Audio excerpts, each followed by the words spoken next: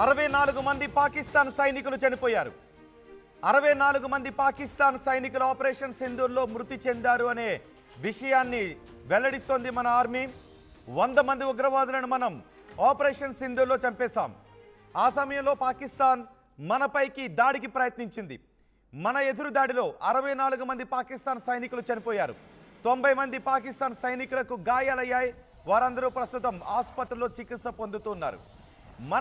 మనం చేసిన దాడిలో ఏకంగా పాకిస్తాన్ ఆర్మీ హెడ్ క్వార్టర్స్ రావులపిండిని కూడా మనం కొట్టేశాం. అందుకే ఇప్పుడు రావులపిండి నుంచి వాళ్ళు ఆర్మీ హెడ్ క్వార్టర్స్ని తరలించాలని కూడా అనుకుంటూ ఉన్నారు. ఈ ఒకవేళ ఆర్మీ హెడ్ క్వార్టర్స్ని ఎక్కడికి తరలించినా మా కనుచూపు మేరలోనే మీరుంటారు అనే సంకేతాలను మన ఆర్మీ ఇస్తోంది. నిజంగా అలాంటి మాటలంటే ఒక రకంగా ర్యాగింగ్ అని అనుకోవాలి. ప్రస్తుతం మనం పాకిస్తాన్ని ర్యాగింగ్ చేస్తూ ఉన్నాం.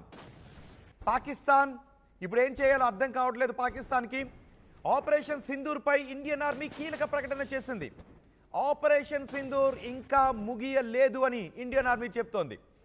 ఆపరేషన్ సింధూర్ని స్టార్ట్ చేసిందే పాకిస్తాన్ ప్రేరేపిత ఉగ్రవాదులను మట్టుబెట్టడానికి. పాకిస్తాన్ ప్రేరేపిత ఉగ్రవాదులు భారతదేశంలో ఎక్కడైనా మారణహోమాన్ని సృష్టించాలి అని అనుకుంటే ఆ ఆలోచన వచ్చిందే తడు వాళ్ళపై మనం మిసైల్స్ ప్రయోగించి మరి చంపేస్తాం. మనం ఆపరేషన్ సింధూర్లో ఏకంగా 100 మంది ఉగ్రవాదులను చంపేశాం. ఆపరేషన్ సింధూర్ ప్రారంభమైన తర్వాత 100 మంది ఉగ్రవాదులు చనిపోయిన తర్వాత పాకిస్తాన్ మనపై ఎదురుదాడికి దిగింది. చైనా నుంచి కొన్న HQ-9ను చూసుకొని పాకిస్తాన్ మనపై యుద్ధానికి కాలు దువ్వింది. చైనా నుంచి కొనుగోలు చేసిన మిసైల్స్ను చూసుకొని పాకిస్తాన్ రెచ్చిపోయింది. టర్కీ నుంచి తెప్పించుకున్న డ్రోన్లను చూసుకొని పాకిస్తాన్ కయ్యానికి కాలు దువ్వింది. కానీ మన S-400 ముందు, మన బ్రహ్మోస్ ముందు, మన ఆకాశ్ ముందు ఆ చైనా వస్తువులేవి నిలబడలేకపోయాయి.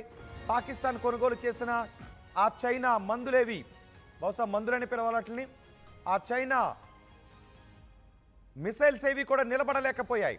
పాకిస్తాన్ మనపై చేసిన దాడిలో, మన చేసిన ఎదురు దాడిలో ఎంతమంది పాకిస్తాన్ సైనికులు చనిపోయారో తెలుసా? 64 మంది పాకిస్తాన్ సైనికులు చనిపోయారు. నిజానికి పాకిస్తాన్ సైనికులకు ఉగ్రవాదులకు పెద్ద తేడా ఏమీ ఉండదు.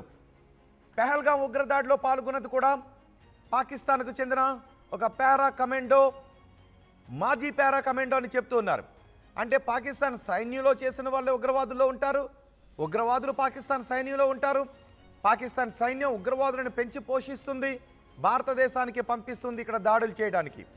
సో ఇప్పుడు ఆపరేషన్ సింధూర్ తర్వాత పాకిస్తాన్కి భయం పట్టుకుంది. అందుకే ఇప్పుడు ఎవరిని నమ్మాలో తెలియక పాకిస్తాన్ ఇబ్బందులు పడుతుంది. ఒక రకంగా చైనా వస్తువులను నమ్ముకొని పాకిస్తాన్ దెబ్బతింది. చైనా వస్తువులను నమ్ముకొని భారత్తో విద్వేషానికి దిగి భారత్పై కయ్యానికి కాలు దువ్వి ఇప్పుడు చైనా మోసపోయింది, పాకిస్తాన్ మోసపోయింది. చైనా పాకిస్తాన్ని కూడా మోసం చేసింది. చైనా వస్తువులు నమ్ముకొని ఇప్పుడు పాకిస్తాన్ కూడా మోసపోయింది. పాకిస్తాన్ సైనికులు ఏకంగా 64 మంది చనిపోయారు. అందుకే ఇప్పుడు ఆపరేషన్ సింధూర్ వాళ్ళకి 7వ తారీఖు అర్ధరాత్రి పాకిస్తాన్కి మనం కాళరాత్రిని చూపించాం. 7వ తారీఖు అర్ధరాత్రి వాళ్ళకి కాళరాత్రిని మనం చూపించాం. ఆ తర్వాత 8వ తారీఖు నుంచి వాళ్ళు మనపై ఎదురు దాడికి దిగితే మనం ప్రతిదాడి చేసి పాకిస్తాన్ సైనికులను తరిమి కొట్టాం. ఆ దాడిలో ఏకంగా 64 మంది సైనికులు, పాకిస్తాన్ సైనికులు చనిపోయారు. సో ఇప్పుడు పాకిస్తాన్కి భయం పట్టుకుంది. మన దేశంలో అంటే పాకిస్తాన్లో, వాళ్ళ దేశంలో ఏ మూల దాక్కున్నా అది భారత కనుసన్నల్లోనే ఉంటుంది. భారతదేశానికి తెలిసిపోతుంది. భారత టార్గెట్ చేస్తే పాకిస్తాన్ ఈ చివరి నుంచి ఆ చివరి వరకు ఎక్కడ దాక్కున్నా వదిలిపెట్టదు అనే విషయం వాళ్ళకి అర్థమై ఇప్పుడు అదే విషయం గురించి చర్చించుకుంటూ ఉన్నారు. మన ఆర్మీ ఆపరేషన్ సింధూర్ గురించి చాలా కీలక విషయాలు వెల్లడించింది. 100 మంది ఉగ్రవాదులను చంపేశాం. 64 మంది పాక్ పౌరులు వాళ్ళు అనవసరంగా దిగిన కయ్యానికి బలైపోవాల్సి వచ్చింది. 90 మంది పాకిస్తాన్ సైనికులు గాయాల పాలై ప్రస్తుతం ఆసుపత్రిలో ఉన్నారు అనే విషయాన్ని మన ఆర్మీ కూడా వెల్లడించింది. మా ప్రతినిధి మనోజ్ ఉన్నారు పూర్తి సమాచారం అందించడానికి. మనోజ్, ఆపరేషన్ సింధూర్ ఇంకా ముగియలేదు అని మన ఆర్మీ చెప్తోంది. నిజానికి మనం కోరిన ఉగ్రవాదులు ఇంకా అక్కడే ఉన్నారు. మసూద్ అజార్ కావచ్చు, ఇలా ఉగ్రవాదులందరూ కూడా అక్కడే ఉన్నారు. ఒక ఉగ్రవాదిని కూడా పాకిస్తాన్లో 2 రోజుల క్రితం వాళ్లే హతమార్చిన ఘటన కూడా చోటు చేసుకుంది. ఇటు మన ఆర్మీ చెప్తుంది ఆపరేషన్ సింధూర్ ఇంకా ముగియలేదు అని. అంటే రాబోయే రోజులు ఏం జరుగుతుంది అనుకోవచ్చు? ప్రజెంట్ అయితే ఆపరేషన్ సింధూర్ 2 ఫేజ్లుగా జరిగింది రోహిత్. సో ఫస్ట్ ప్లేస్ లో కేవలం ఉగ్రవాద స్థావరాలే. మన జైశంకర్ కూడా చెప్తాదే అన్నారు మన విదేశాంగ మంత్రి. చాలా క్లియర్ గా మనం ముందస్తుగానే పాకిస్తాన్ హెచ్చరించాం, ఉగ్ర స్థావరాలని కొల్లగొడతాం, ఉగ్రవాదుల్ని హతమారుస్తామని చెప్పి ముందుగానే హెచ్చరించాం. కానీ వారంతా అత్యుత్సాహంతో పాక్ ఆర్మీ కూడా రంగంలో దిగింది. సో ఫస్ట్ ఫేజ్ మనం అనుకుంది కేవలం ఉగ్ర స్థావరాలు మాత్రమే, ఉగ్రవాదులు మాత్రం అంతమందించేటువంటి క్రమంలో మన భారత ఆర్మీ ముందుకు వెళ్ళింది. దాన్ని సక్సెస్ఫుల్ గా ముగించేసింది. 23 నిమిషాల్లోనే 9 టెర్రర్ క్యాంప్స్ నిలమట్టం చేసేసి సక్సెస్ఫుల్ గా కేవలం మన భూభాగాల నుంచి surface to air missiles so ఆ రకంగా దాడి చేసి పాకిస్తాన్ ని కుప్పకూలు చేసింది. 9 టెర్రర్ క్యాంప్స్ నిలమట్టం చేసింది. ఆ తర్వాత రోజు నుంచి రిటిలియేషన్ స్టార్ట్ చేసినటువంటి పాకిస్తాన్ ఆర్మీ అక్కడ చనిపోయిన వాళ్ళంతా కూడా మా సివిలియన్సే, అక్కడ ఉగ్రవాదులు ఎవరూ లేరు, ఉగ్రవాద స్థావరాలు లేవు, మేము కూడా ఇండివిజువల్ గా ఉగ్రవాద బాధితులమే, మేము కూడా ఉగ్రవాదుల నుంచి బాధించబడుతున్నామని చెప్పి వాళ్ళంతా కూడా మాట్లాడుకోవచ్చు. ఒకసారిగా పాక్ ఆర్మీ కూడా రంగంలో దిగిపోయి భారత్ పైన దాడులు చేయడం మొదలుపెట్టింది. అప్పటి నుంచి ఎల్ఓసి వెంట కొంత దాడులు జరుగుతున్న యుద్ధ విన్యాసాల వరకు ఓకే. కానీ ఎప్పుడైతే ఆపరేషన్ సింధూర్ మొదటి ఫేజ్ జరిగిందో ఆ ఫేజ్ తర్వాత నుంచి పాకిస్తాన్ దాడులు చేయడం ప్రారంభించిన తర్వాత నిజంగా మన భారత ఆర్మీ యొక్క పరాక్రమం, మన భారత ఆర్మీ యొక్క స్థైర్యం, ధైర్యం ఇవన్నీ ఇంకా చెప్పుకుంటూ పోయి చాలానే చెప్పొచ్చు. ఎందుకంటే అంత రకంగా కీర్తించవచ్చు కూడా. ఒక్కటంటే ఒకటి రోహిత్, అటువైపు నుంచి కొన్ని వందల కొద్ది ఇందాక మీరు అంటున్నట్టుగా టర్కీ నుంచి డ్రోన్స్, చైనా నుంచి మిసైల్స్, ఏకంగా చైనా నుంచి ఆర్మీ పర్సనల్స్ రంగంలోకి దిగారు, టర్కీ నుంచి డ్రోన్ ఆపరేటర్స్ రంగంలోకి దిగారు. వీరంతా ప్రయత్నం చేసినా ఒక్కటంటే ఒక డ్రోన్ ని కానీ మిసైల్ ని కానీ భారత్ పైన పడకుండానే, భారత భూతల్లిపై పడకుండానే గాల్లోనే పేల్చేటువంటి ఒక పరాక్రమాన్ని మన భారత ఆర్మీ చూపించగలిగింది. సో ఇప్పుడు అధికారికంగా పాకిస్తాన్ లో ఆపరేషన్ సింధూర్ ద్వారా టెర్రర్ క్యాంప్స్ లేపేసిన నేపథ్యంలో 9 టెర్రర్ క్యాంప్స్ నీలమట్టం చేస్తే 100 మందికి పైగా ఉగ్రవాదులు నీలమట్టం చేస్తామని మన భారత ప్రభుత్వం అధికారికంగా ప్రకటించింది. కానీ పాకిస్తాన్ ఏమంటుందో తెలుసా, 200 మందికి పైగా అక్కడ మరణించారు, మా ఆస్తులు నిలమట్టమై ఇన్ఫ్రాస్ట్రక్చర్ దెబ్బతిందని చెప్పి పాకిస్తాన్ చెప్తోంది. అంటే అక్కడ వాళ్ళ దృష్టిలో సివిలియన్స్, మన వాళ్ళు చెప్పే ప్రకారంగా అక్కడ అంత ఉగ్రవాదులు. సో వాళ్ళు చెప్తున్న ప్రకారంగా 200 మంది ఉగ్రవాదులు. మీరు అంటున్నట్టుగా మనకు కావాల్సిన వాళ్ళు ఇంకా దొరకలేదు అక్కడ. హఫీజ్ సయ్యద్ కానివ్వండి, లేకపోతే మసూద్ అజార్ కానివ్వండి, ఇంకా ఇటువంటి వాళ్ళు దొరకలేదు. సో కేవలం అక్కడ దొరికినంత కూడా శిక్షణ ఇచ్చే వాళ్ళు, శిక్షణ తీసుకుంటున్న వాళ్ళు, చాలా కీలకమైనటువంటి ఉగ్ర స్థావరాలు నిలమట్టం చేశాం. సో ఈ రోజు అధికారికంగా మన భారతాన్ని మళ్ళీ ఒకటి ఏం చెప్తానంటే, పాకిస్తాన్ ఆర్మీ ఎప్పుడైతే ఆపరేషన్ సింధూర్ ఫేజ్ 2 లో అటువైపు నుంచి దాడులు జరిగే మన వాళ్ళు తిప్పికొట్టడము, అక్కడ ఎయిర్ బేసెస్ నీలమట్టం చేయడము, తిరిగి దాడి చేయడము, ఉదాహరణకి ఉరి, పూంచ్, రాజౌరి సెక్టార్ లో కూడా కొన్ని ఎయిర్ క్రాఫ్ట్ కూడా కుప్పగూలిపోయాయి పాకిస్తాన్ ని. సో అటువంటి సంఘటనలు ఇవన్నీ కూడా మొత్తం కలిపి 64 మంది పాకిస్తాన్ సైనికులు హతమైనట్టుగా తెలుస్తోంది. మరొక వైపుగా 90 మంది పాక్ సైనికులు కూడా గాయపడ్డారట. సో మీరు గమనించండి రోహిత్, ఇప్పుడు మనం చూస్తున్నాం స్టిల్ టుడే మనం ఈ వార్త చెప్పే సమయానికి కూడా ఇంకా పాకిస్తాన్ లో అంత్యక్రియలు కొనసాగుతున్నాయి. ఎవరివి? అక్కడ వాళ్ళు చెప్తున్న ప్రకారంగా సివిలియన్స్ వి. కానీ ఉగ్రవాదులు అంత్యక్రియలు కొనసాగుతున్నాయి. ఎందుకో తెలుసా, నిన్నే మనం చూసాం సైఫుల్లా కలిగినటువంటి ఒక దుర్మార్గుడిని అక్కడి ప్రజలే తిప్పికొట్టి వాడిని హతమార్చారు. అంటే అంతటి దుర్మార్గమైనటువంటి ఒక పరిపాలన, అంత దుర్మార్గమైనటువంటి ఒక వ్యవస్థ పాకిస్తాన్ లో కనబడుతోంది. సో ప్రజలే దాడి చేసి చంపేస్తారంటే చిన్న విషయం ఏం కాదు. స్టిల్ టుడే ఇంకా అంత్యక్రియలు జరుగుతున్నాయి. కానీ మనం గమనిస్తే ప్రతి ఒక్క అంత్యక్రియల్లో కూడా ఉగ్రవాదుల అంత్యక్రియలో మాత్రం ఈ పాక్ ప్రజాప్రతినిధులు, పాక్ రాజకీయ నేతలు, పాక్ ఆర్మీ అధికారులు పాల్గొంటున్నారు. అదే సైనికుల విషయానికి వస్తే మనం చూడండి, మన డైరెక్ట్ గా మన మోదీ కానివ్వండి, రాజ్నాథ్ సింగ్ కానివ్వండి, ఇతరత్ర మంత్రులు కూడా ఆర్మీ బేస్ పాయింట్లకు వెళ్ళిపోయి అక్కడికి వెళ్ళి వాళ్ళని సందర్శించి వాళ్ళ యొక్క బాగోగులు తెలుసుకుని వాళ్ళు మరింత ధైర్యం నింపే ప్రయత్నం చేస్తున్నారు. దీన్ని కాపీ కొట్టి ఒకానొక సందర్భంలో అక్కడి పాక్ ప్రధాని షహబాజ్ షరీఫ్ ప్రయత్నం చేసినా కూడా అంతమేర సక్సెస్ కాలేకపోయాడు. ఆ తర్వాత ఇక్కడ మనం చూడండి 64 మంది హతమయ్యారని చెప్పి మన భారత ఆర్మీ అఫీషియల్ గా అనౌన్స్మెంట్ చేస్తోంది. 90 మందికి పైగా గాయాలని చెప్తోంది. కానీ ఎక్కడైనా కూడా అక్కడ పాక్ ఆర్మీకి సంబంధించిన వ్యక్తుల యొక్క అంత్యక్రియల్లో పాక్ ప్రధాని పాల్గొన్నట్టుగా దాఖలాలు లేవు. అంటే వాళ్ళు ఏం చెప్పాలనుకుంటున్నారంటే, ఇన్ఫాక్ట్ మీకు ఇంకో విషయం తెలిసిందంటే, సోషల్ మీడియాలో వి వాన్, మనం విజయం సాధించాం అనేటువంటి ఈ హోర్డింగ్స్, పెద్ద పెద్ద బోర్డింగ్స్ అన్ని కూడా పాకిస్తాన్ లో పెద్ద ఎత్తున వెలిసినాయి అక్కడ. అంటే పాకిస్తాన్ మేము గెలిచామని చెప్పుకుంటోంది. అంటే వాళ్ళు ఏం చేయాలనుకుంటున్నారంటే ఆర్మీ పర్సనల్స్ మరణాన్ని కూడా ధృవీకరించదలుచుకోవాలి. ఎందుకంటే నిజంగా కనుక ధృవీకరించి మా ఆర్మీ పర్సనల్స్ చనిపోయారని కనుక చెప్పాల్సి వస్తే మేము ఓడిపోయినట్టుగానే భావించాల్సి వస్తుంది. కాబట్టి అక్కడ వాళ్ళు చెప్పకుండా దాన్ని దాటవేసి ఉగ్రవాదులంతా క్రియలైతే హాజరవుతున్నారు. కానీ ఆర్మీ పర్సన్స్ కి కనీసం వాళ్ళ సంఘీభావన కానీ వాళ్ళ సపోర్ట్ తెలియజేయడం లేదు. పైపెచ్చు మేము గెలిచామనేటువంటి ఒక మేకపోతు గాంభీర్యాన్ని, లేకపోతే ఒక దుస్సాహసాన్ని, దురహంకారాన్ని పోతుంది. కానీ దాన్ని చక్కదిద్దుకునే ప్రయత్నమే చేయడం లేదు. సో ఇప్పుడు సీజ్ ఫైర్ అండర్స్టాండింగ్ అనేది కొనసాగుతుంది. కాబట్టి ఆపరేషన్ సింధూర్ అనేది ఆగుతుంది అని మనం ఎట్టి పరిస్థితులు ఉగ్రవాద స్థావరాలని టెర్రరిస్ట్ అంతమొందించడం కోసం పుట్టిందే ఈ ఆపరేషన్ సింధూర్ అనేది. 2 ఫేజుల్లో ఒక దాంట్లో ఉగ్రవాదులు లేపేస్తే రెండవ దాంట్లో పాకిస్తాన్ అల్లాడించేసాం, వాళ్ళకి ఎయిర్ బేస్ లేపేశాం. ఎట్టి పరిస్థితుల్లో కూడా పాకిస్తాన్ మళ్ళీ దాడి చేయడానికి అవకాశం లేకుండా వీలు లేకుండా కుప్పగూలు చేశాం. 13 ఎయిర్ బేస్ ఉంటే 11 ఎయిర్ బేస్ పూర్తిగా నిలమట్టం చేస్తాం. అక్కడ కనీసం ఒక ఫ్లైట్ ఎగరాలన్నా ఎయిర్ క్రాఫ్ట్ లేవాలన్నా కూడా సాధ్యం కాని పరిస్థితి. ఏకంగా కైరానా హిల్స్ లాంటి ప్రాంతంలో కూడా మనం దాడి చేయలేదు, కానీ వాళ్ళు దాడి చేస్తామని చెప్తున్నారు. కాబట్టి అక్కడ ఆల్రెడీ రేడియేషన్ స్టార్ట్ అయిపోయింది. పెద్ద ఎత్తున అణుస్థావరాన్ని కూడా ఎగ్జిట్ అండ్ ఎంట్రీ క్లోజ్ చేస్తారని చెప్పి పాకిస్తాన్ మీడియా, పాకిస్తాన్ వాళ్ళు చెప్తున్నారు. దేశ విదేశాల నుంచి సైంటిస్ట్ అంతా తీసుకొచ్చిన రేడియేషన్ కంట్రోల్ చేసిన ప్రయత్నం చేస్తున్నారు. ఇదంతా కూడా కేవలం బయట ప్రపంచ దేశాల్లో మేము గెలిచామనేటువంటి ఒక గంభీరత్వాన్ని చూపించడం కోసం మాత్రమే. ఇక్కడ పాకిస్తాన్ కూడా ఒక రకంగా ఎందుకు ధైర్యంగా ఉంది అంటే కేవలం ఒకటే, అమెరికా సపోర్ట్. చైనా నుంచి డైరెక్ట్ గా ఫుల్ ఫ్లెడ్జ్డ్ గా వాళ్ళ దగ్గర హై ఎండ్ టెక్నాలజీతో ఉన్నటువంటి వెపన్స్ అయితే రావు. ఎందుకంటే నిజంగా అవి కనుక ప్రయోగిస్తే అమెరికా ఎక్కడ వాటిని కైవసం తీసుకొని మళ్ళీ రీసెర్చ్ చేసి చైనాను మించినటువంటి ఒక ఆయుధాలు తయారు చేసే అవకాశం ఉంది. కాబట్టి చైనా ఎట్టి పరిస్థితుల్లో కూడా ఫుల్ హై ఎండ్ టెక్నాలజీతో ఉన్నటువంటి వెపన్స్ ని పాకిస్తాన్ కి ఇవ్వదు. ఇక టర్కీ కూడా డ్యూ టు కమ్యూనల్ ఇష్యూస్ కానివ్వండి, రిలీజియస్ కాన్సెప్ట్స్ కానివ్వండి, ఆ రకమైన ఉద్దేశంతో టర్కీ పాకిస్తాన్ కి వచ్చి కొంత డ్రోన్ల సహాయం అవన్నీ చేస్తున్నప్పటికీ టర్కీకి ఇండైరెక్ట్ గా అమెరికా సహాయం చేస్తుంది. ఇప్పుడు అమెరికా సుమారుగా $300 బిలియన్ సంబంధించిన వెపన్స్ ని టర్కీకి ఇవ్వబోతోంది. టర్కీ వాటిని మన మీద పాకిస్తాన్ కి ఇచ్చి మన మీద ప్రయోగించబోతోంది. సో మనోజ్ అదే సమయంలో టర్కీ నిజానికి పాకిస్తాన్కి ఆయుధాలు సప్లై చేసి మోసం చేసింది. చైనా కూడా మేము తటస్థంగా ఉన్నామని చెప్తుంది. చైనా కూడా దొంగ అబద్ధాలు చెప్తోంది, కానీ మేము తటస్థంగా ఉన్నామంటే ఒక ప్రయత్నం చేస్తుంది. సో ఇప్పుడు మన ఆర్మీ ఒక వీడియోను కూడా పోస్ట్ చేసింది.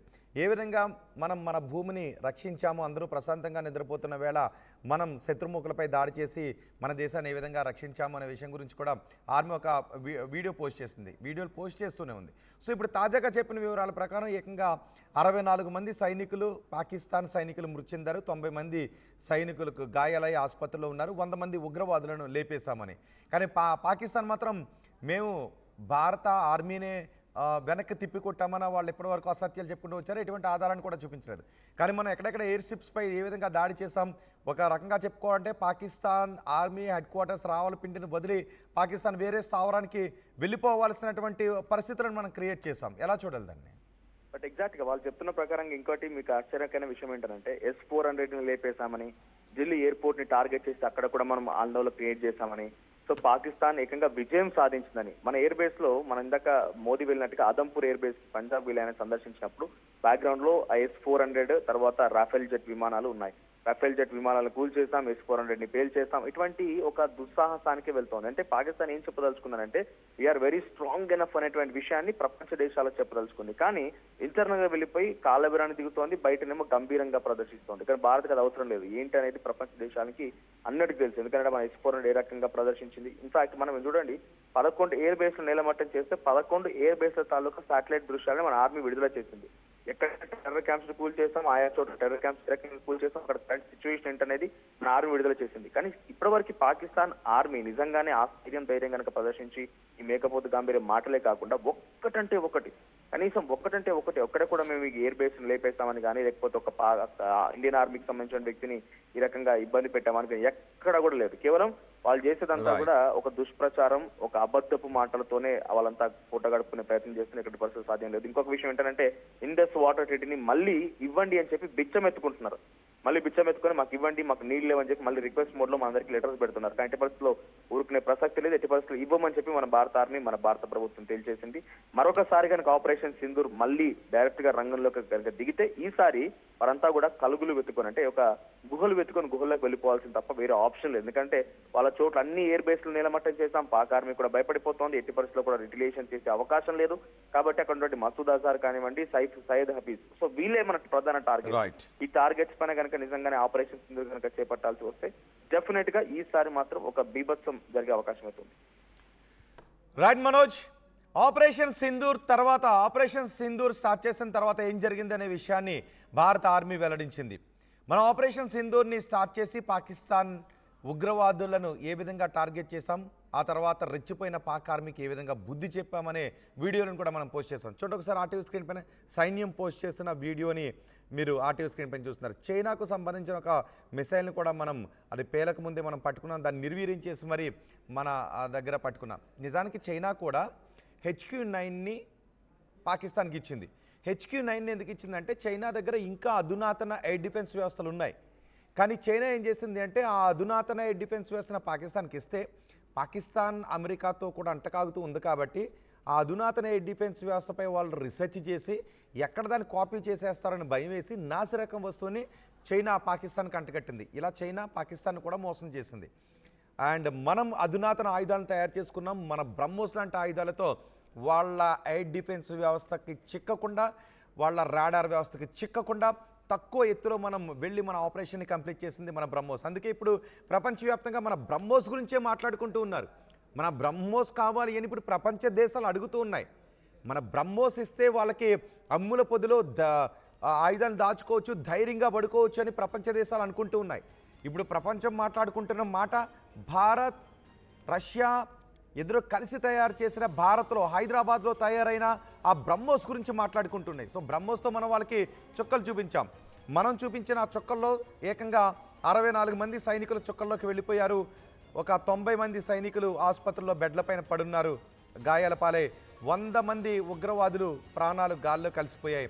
కనీసం వాళ్ళ ఆనవాళ్ళు కూడా లేకుండా గాల్లో కలిసిపోయాయి. ఈ ఆపరేషన్ సింధూర్ గురించి మన ఆర్మీ వెల్లడించింది. 100 మంది ఉగ్రవాదులను చంపేశాం.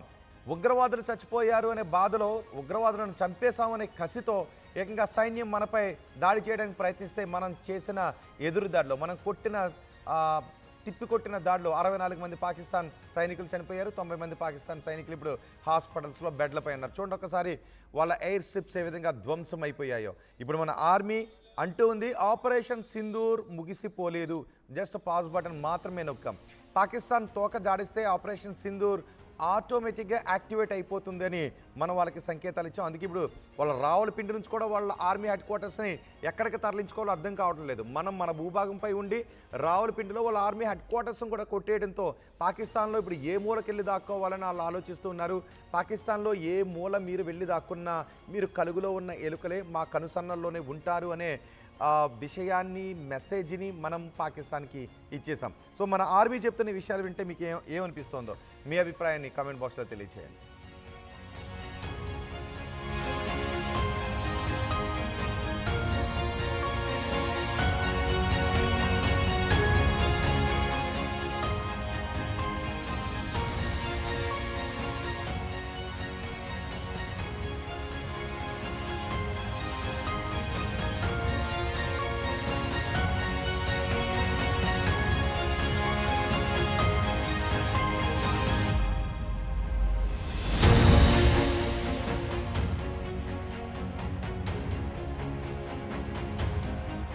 ప్రపంచంలో ఏ మూల ఏ క్షణం ఏం జరుగుతుందో వేగంగా తెలుసుకోవడానికి తొలి వెలుగు వాట్సాప్ ఛానల్ని ఫాలో చేయండి.